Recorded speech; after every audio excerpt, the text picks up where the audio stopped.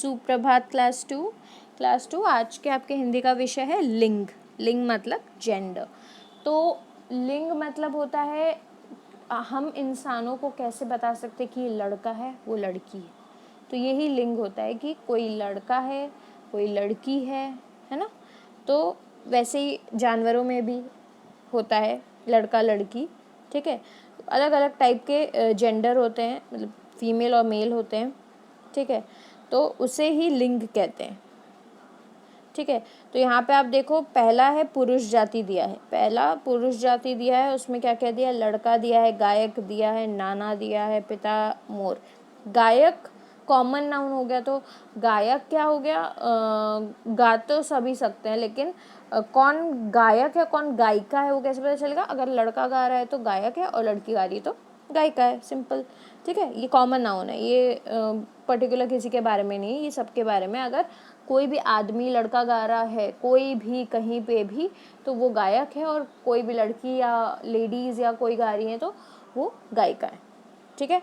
Nana is common, नाना तो सबके होते हैं, तो जो आपके मम्मी के पापा हैं वो नाना हैं, और वो आदमी हैं तो वो नाना हो गए। और सिमिलरली मम्मी की मम्मी जो लेडीज़ हैं वो नानी हो गई।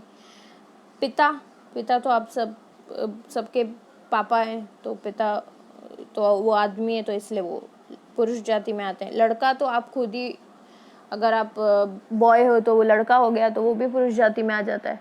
मोर, मोर है कि मोरनी, मोरनी है तो क्या नाम है, वो स्त्री जाति में आएगी, और मोर है तो वो पुरुष जाति में आ जाएगा। अच्छा, अब जैसे मैंने आपको बताया पुरुष जाति मतलब जो बॉय या मेल साइड में जो आते हैं वो पुरुष जाति हो जाते हैं, तो वो आपको बता दिया। अब उसी का अपोजिट जो स्त्री जाति होती है उसमें लड़कियां आती हैं, लेडीज़ आती हैं, ठीक है। और कॉमन नाउन में जो लड़कियां गाती हैं गायिका, वैसी धोबिन, अगर धोबी लड़का होगा तो धोबी और लड़की होगी तो धोबिन, ठीक है। कॉमन नाउन वाले ऐसे हो जाते हैं। और जो जैसे लड़की है, लड़का है तो उसका अपोजिट लड़की हो जाएगी, नाना है तो नानी, पिता है तो माता, ठीक है, और मोर है तो मोरनी, ठीक है। तो ये पुरुष और स्त्री जाति है। तो वैसे ही लिंग के दो भेद होते हैं, प्रकार होते हैं, पुल्लिंग और स्त्रीलिंग। तो ये जो पुरुष जाति अलग से मैंने बताया उसे पुल्लिंग कहते हैं, और जो स्त्री जाति अलग से मैंने बताया उसे स्त्रीलिंग कहते हैं। बस इतना ही एक अंतर है।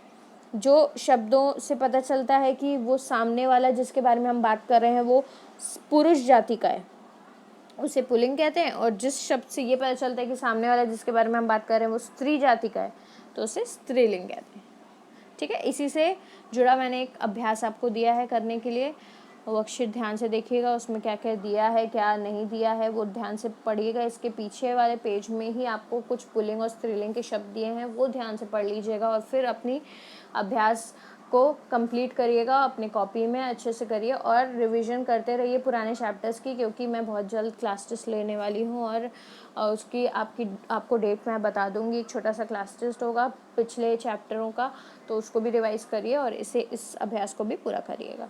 आज के लिए इतना ही, क्लास यहीं पे ख़त्म करते हैं। धन्यवाद।